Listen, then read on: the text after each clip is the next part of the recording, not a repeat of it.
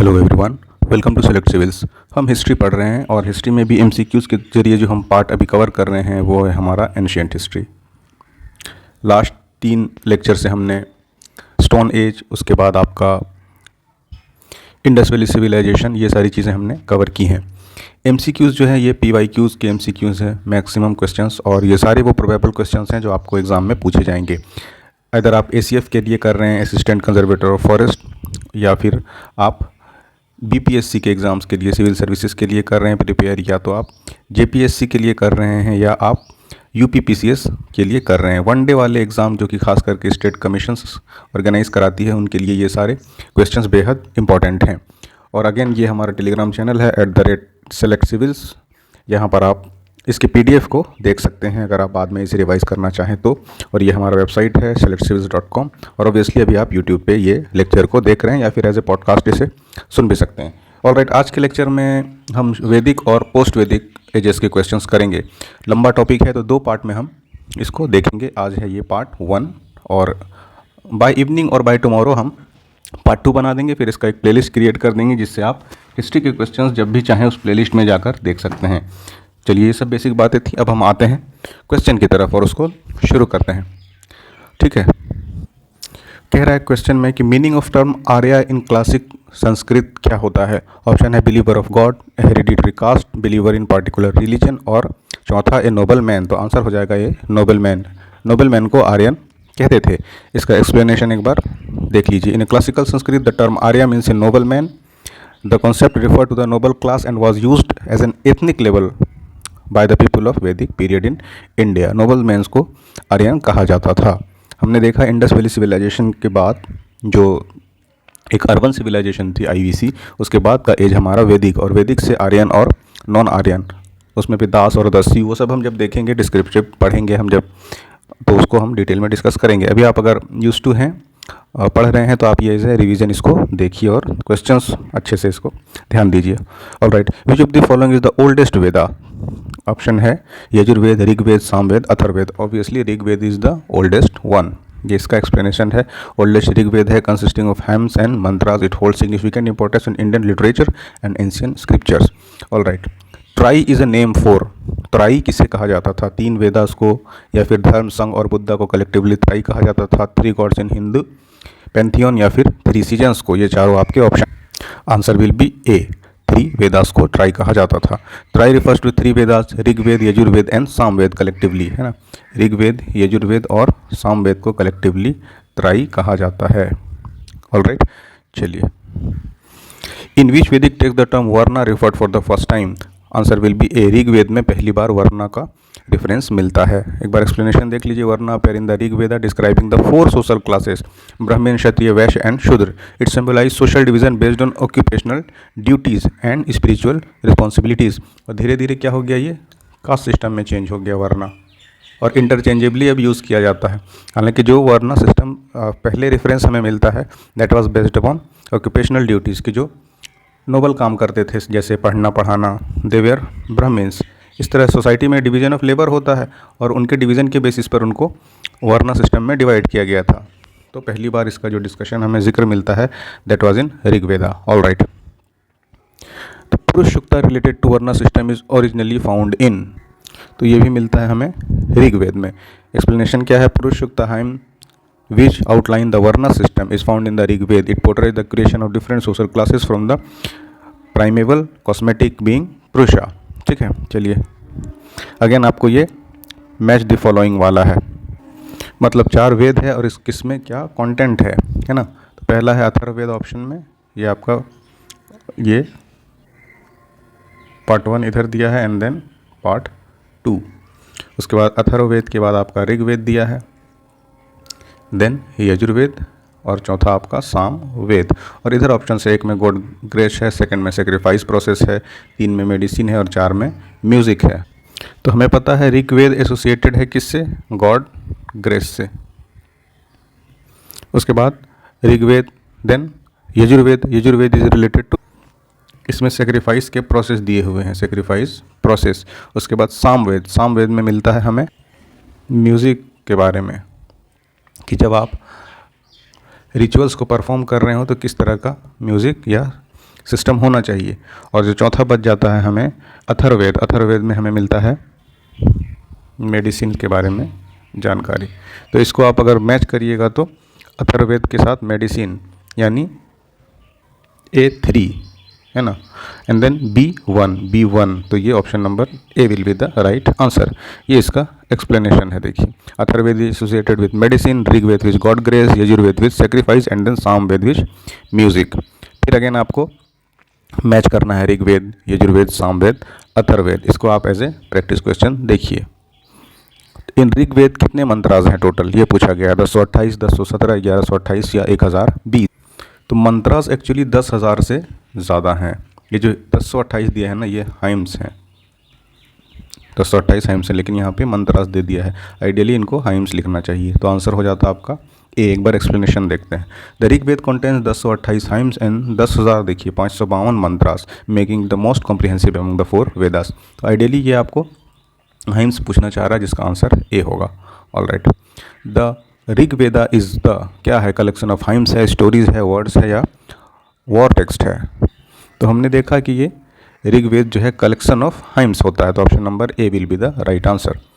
चलिए, अब इसमें लिस्ट 1 में दिया है आपका वेद और ये लिस्ट 2 है जिसमें इसके ब्राह्मणास दिए हुए हैं। आपको वेद और उसके ब्राह्मणास को मैच करना है। तो ऋग्वेद, सामवेद, अथर्ववेद और यजुर्वेद। तो ऐत्रेय जो है वो ऋग्वेद का ब्राह्मण, तो ए विल गो विथ 3। तो यहीं से हमें ऑप्शन नंबर सी मिल जाता है। आप यहाँ से भी एलिमिनेट कर सकते हैं। तो बाकी ऑब्वियसली आप मैच करके देख लीजिएगा। ये देखिए इसका एक्सप्लेनेशन है। Correct matched order is Rigveda का ऐत्रेय है, सामवेद का पंच विष है, एंड देन अथर्ववेद का गोपथ है, एंड देन यजुर्वेद का स्थपत्स है। चलिए, which of the following Brahmana text belong to the Rigveda, Aitareya, Gopnath, Shatapatha and then Taittiriya. तो हमने अभी देख लिया कि आपका ऋग्वेद से रिलेटेड है Aitareya Brahmana. Aitareya Brahmana is the text that belong to Rigveda, providing commentary on its hymns and detail of the ritualistic practices. All right. Gopatha Brahmana is associated with. Next question है आपका कि गोपथ ब्राह्मण किस चीज़ से रिलेटेड है, एसोसिएटेड। तो अभी जस्ट हमने देखा उसी का ये चेंज फॉर्म है कि Aitareya Gopatha Brahmana is related with Atharvaveda. Which of the following is a Samhita of Shukla Yajurveda. Shukla Yajurveda का संहिता कौन सा है? आंसर हो जाएगा A, Vajasaneyi. Vajasaneyi is the Samhita associated with Shukla Yajurveda which focuses on the poetic form of the Yajurveda sacrifices. Question number 15 है which mandala of Rigveda is completely dedicated to Soma. Soma यानी कि एक डाइटी है ना, इन पर कह रहा है कि कौन सा मंडल पूरी तरह से डेडिकेटेड है। तो 9th मंडल जो है आपका ऋग्वेद का वो कम्प्लीटली डेडिकेटेड है सोमा पर। 9th mandala of Rigveda is dedicated to the deity Soma, comprising 114 mantras हैं, focused on the Soma ritual and importance in Vedic practices. All right. उसके बाद है 9th mandala of Rigveda is devoted holy to. अभी जस्ट हमने देखा उसका फ्लिप है, तो ये है Soma, the god named after the drink. All right. अब नेक्स्ट है rite and rituals related to yajnas are mentioned in. अभी हमने देख लिया राइट और रिचुअल्स किस में मेंशन्ड है, तो ऑब्वियसली ये यजुर्वेद में मेंशन है। Yajurveda is primarily concerned with the details of rituals and rites associated with yajanas, providing both prose and verse description of conducting this ceremonies। हमने बताया था आपको पहले भी कि इन सेरेमनीज़ में कैसे क्या पढ़ा जाना चाहिए, किस तरह के म्यूजिक्स होने चाहिए, उसका डिटेल मिलता है हमें आपको यजुर्वेद में। Which of the following 4 Vedas contain an account of magical charms and spells. Rigveda, Yajurveda, Atharvaveda, Samaveda. जो हमने पहले मैच देखा उसी का सेपरेट एक एक क्वेश्चन ये बनाकर पूछा गया है प्रीवियस ईयर में, और यही स्टैंडर्ड के क्वेश्चंस आपको आगे भी मिलेंगे हर एग्ज़ाम में। तो account of magical charms and spells हमें किस में मिलता है, तो वो हमें मिलता है अथर्ववेद में। The compilation of which among the following is based upon the Rigveda. तो ये जो सामवेद है ना, इसका कंपाइलेशन है बेस्ड अपॉन ऋग्वेदा। एक्सप्लेनेशन देखिए क्या कहता है। Samaveda is closely connected with Rigveda, containing many of its words and adopted for ritualistic chanting and musical performance in Vedic ceremonies. All right. The earliest evidence of use of iron in India is discovered from. हमने देखा कि iron Aryans ने use करने लगा, तो हमें कह रहा है कि कहाँ से मिलता है आयरन का अर्लीस्ट एविडेंस। ऑप्शन है तक्षशिला, एंड देन अतरंजी खेड़ा, फिर कौशाम्बी या फिर हस्तिनापुर। तो आयरन का अर्लीस्ट एविडेंस हमें मिलता है अतरंजी खेड़ा से। Atranji Khera in archaeological site on the bank of Kali river, ये भी पूछ सकता है एक क्वेश्चन बना के कि अतरंजी खेड़ा जहाँ से हमें आयरन यूज़ के अर्लीस्ट एविडेंस मिलते हैं इस कौन से रिवर बैंक पर लोकेटेड है, तो answer will be Kali. Provide the earliest evidence of iron usage in India dating back to 1150 BC। It highlights the technological advancement of ancient Indian civilisation.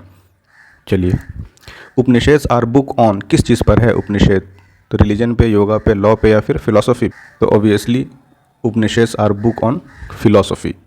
Upanishad are philosophical text. आप एक बार explanation देख लीजिएगा if you want to know more about it. The main theme of Upanishad is, देखा हमने जब कि social structure नहीं, फिलोसफी हमारा मेन थीम है, देन लॉ एंड स्टेट, तो ऑप्शन नंबर बी ये उसका एक्सप्लेनेशन है। अगेन इसको आप अगर PDF चाहते हैं तो @SelectCivil से जुड़िए और वहाँ आपको ये मिल जाएगा। Which of the following Vedic literature talks about salvation, Rigveda, later Samhita, Brahmanas and then Upanishads, तो साल्वेशन के बारे में उपनिषद बात करता है, option number D. Upanishad discuss the concept of moksha यानी कि salvation, emphasising liberation from the cycle of birth and death. Unlike earlier Vedas which focus on rituals, the Upanishads explore spiritual knowledge and self realization, ठीक है, such as moksha, कि कैसे उसको achieve करना है। The famous dialogue between Nachiketa and Yama is mention in, कौन से उपनिषद में मेंशन है, फेमस डायलॉग जो कि नचिकेत और यामा के बीच में हुआ था, तो this is mention in Kathopanishad. Dialogue between Nachiketa young boy and Yama the god of death is featured in Kathopanishad. 25 number आ गए, Nachiketa is legend find mention in, again उसी क्वेश्चन का ट्विस्टेड फॉर्म है, Atharvaveda, Shatapatha, Kathopanishad and then Brihadaranyaka Upanishad, option number C हो जाएगा obviously. King Ashwapati of Upanishadic period was the ruler of, कहाँ का ruler था अश्वपति, काशी, केकया, पंचाला या फिर विदेहा, तो अश्वपति आपका केकया का रूलर था। Ashvapati known as philosophical insights ruled over Kekaya during Upanishadic period. Again आपको बताना है कि फॉलोइंग करेक्ट ऑर्डर में कौन सा है वैदिक लिटरेचर का, तो वैदिक संहितास, फिर ब्रह्मणास, फिर अरंकास, फिर उपनिषदा, तो यही पहला जो है आपका सबसे पहला ऑप्शन आंसर हो जाएगा। River mention most in early वैदिक लिटरेचर इज, कौन से रिवर को सबसे ज़्यादा मेंशन किया गया है, सिंधु, शतुद्री, सरस्वती या फिर गंगा, तो हमें पता है कि सबसे ज़्यादा सिंधु या फिर इंडस रिवर को मेंशन किया गया है अर्ली वैदिक लिटरेचर्स में, तो दैट विल बी सिंधु, जो कि हमारा आंसर भी है। वैदिक reverse Askini is identified which one of the following river, जो उस टाइम अस्किनी का मेंशन मिलता है हमें, अभी किस रिवर के रूप में हम उसको जानते हैं, ब्यास, रावी, चेनाब या फिर झेलम, तो ये याद रखिएगा कि अस्किनी चेनाब था, ठीक है। और बहुत सारे रिवर हैं और उनका चेंज नाम क्या है वो धीरे धीरे आपको या तो क्वेश्चन फॉर्म में भी मिलेंगे या आप उनको कंसोलिडेट करके कहीं पे लिख लीजिए और एक बार याद कर लीजिएगा, वो भी पूछा जाता है बार बार कि उस टाइम वो उस रिवर को अभी किस नाम से जानते हैं। Which of the following river mention in Rigveda indicate the relation of Aryan with Afghanistan, कौन से रिवर में ये जिक्र मिलता है, अस्किनी, परुशिनी, कुभा या फिर विपाशा, तो ये कुभा में मिलता है। एक्सप्लेनेशन देखते हैं एक बार। रिवर सच एस कुभा यानी कि काबुल नदी and Krumu such as Kurram, जो अभी जानते हैं, mention in the Rigveda indicate the early Aryan interaction and relation with the region that is present day Afghanistan, तो अभी जो अफगानिस्तान है और उन आर्यन का रिलेशन इन नदियों के जरिए से ऋग्वेद में मिलता है। This suggest that Aryan had expanded their culture and geographic influence into this areas. Vedic river Kubha देख लिया हमने अभी, कुभा यानी काबुल यानी obviously Afghanistan, option number A. देखिए मैंने कहा था ये रिवर है कुभा, पुरुषनी, सदानीरा एंड देन शतुद्री, आपको मैच करना है, तो कुभा हमने देख लिया कि काबुल काबुल हो जाएगा, ए विल गो विथ 2, तो यहीं से आपको आंसर मिल जाएगा। बाकी भी आप इसको एक बार देख लीजिएगा। Purushni is what, Ravi, Sadanira obviously Gandak था, और चौथा जो है आपका शतुद्री वो था आपका सतलुज। इसको याद करिए एक बार अच्छे से, रिवर उस टाइम का और अभी उसको किस नाम से जानते हैं, option number B. All right. In the period of Mahabharata the name of Mahanadi, है ना, महानदी ऊपर नहीं था, यह पूछ रहा है कि महानदी को किस नाम से जानते।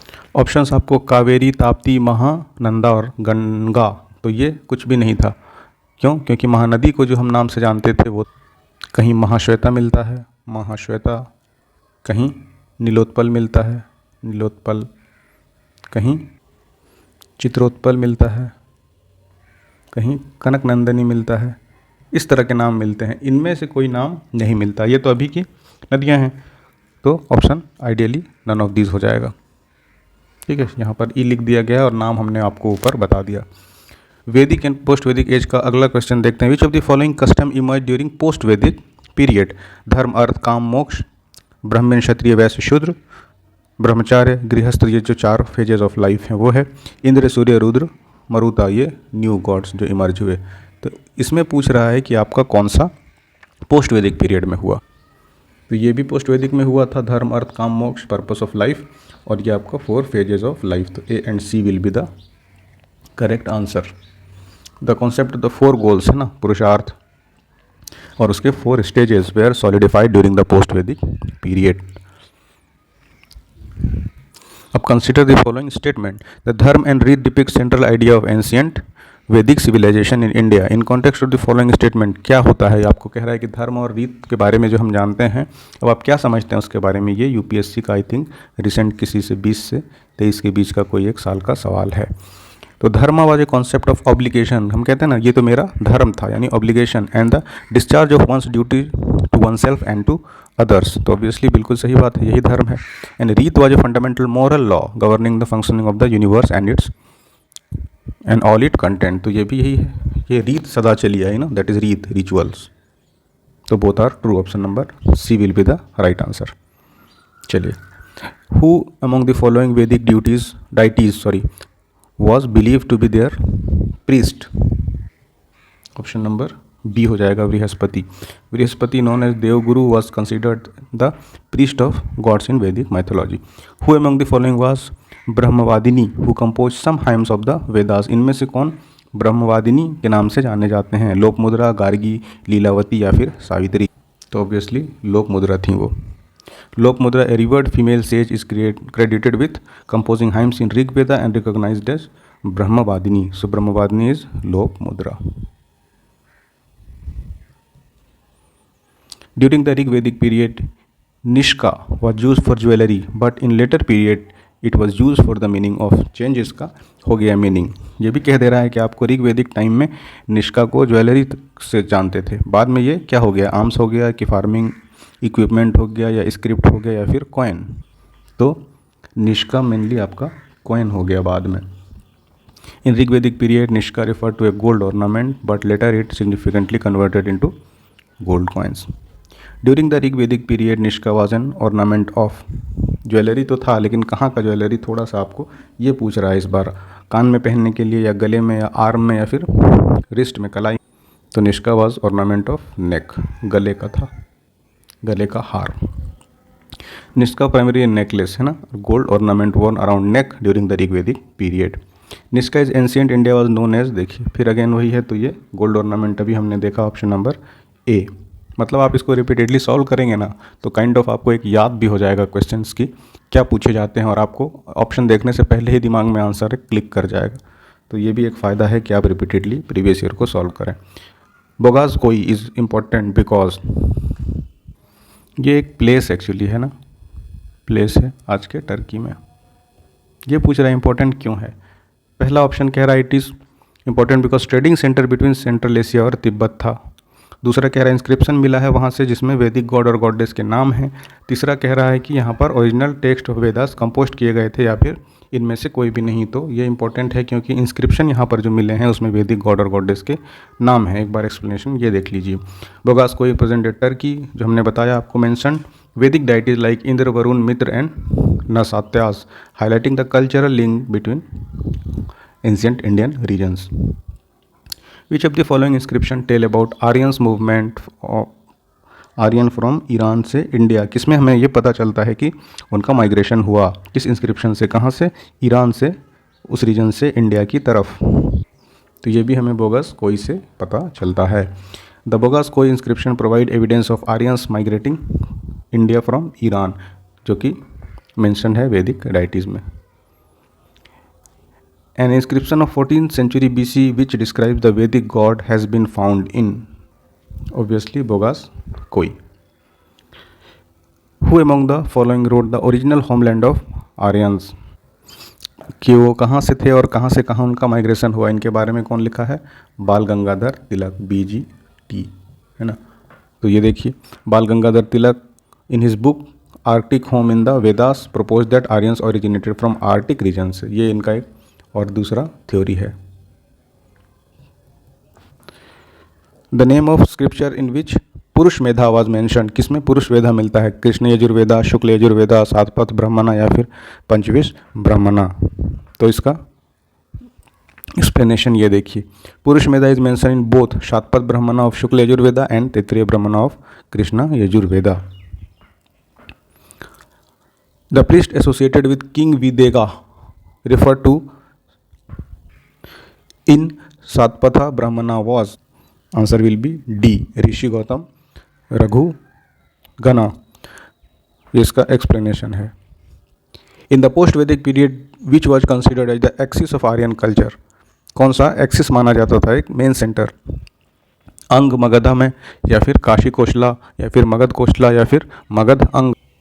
तो ये जो था ना आपका काशी और Koshala, this was known as axis of Aryan culture, के है ना, या काको, काशी कोशला, जैसे भी आप याद रखिए, बस याद रखने से मतलब है। The Indian king who oppose Alexander the Great was, काफ़ी कॉमन और फेमस क्वेश्चन है कि किंग पोरस ने अपोज किया था अलेक्जेंडर को। एक्सप्लेनेशन क्या कहता है? King Porus of Paurava kingdom oppose the Alexander the Great in his invasion in India. After Alexander invasion first important ruler to establish an empire in India, कौन था जिसने अलेक्जेंडर इन्वेजन के बाद पहली बार इंडिया में एम्पायर खड़ा किया? तो none other than Chandragupta Maurya. Chandragupta Maurya founded the Maurya empire uniting much of India after declining of Alexander's influence. After Alexander's invasion which dynasty was ruling in north west India, तो नंदा के टाइम में ही अलेक्जेंडर का इन्वेजन हुआ था, तो it was Nandas who were ruling in north western India.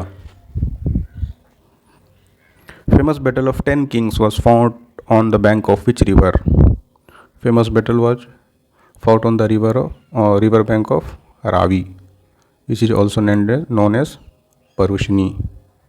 So Ravi will be the right answer, option number D, जो कि उसका तब का नाम था। तो famous battle of 10 king was fought on bank of river Ravi.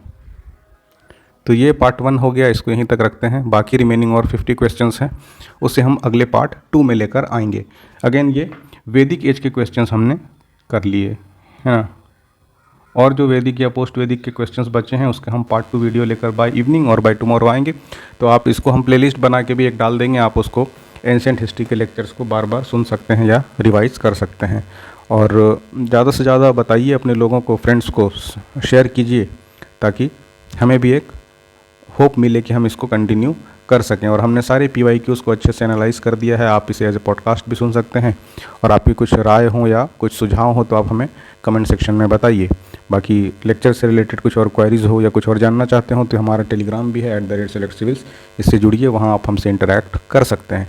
और मिलते हैं आपसे अगले वीडियो में। Thanks for watching.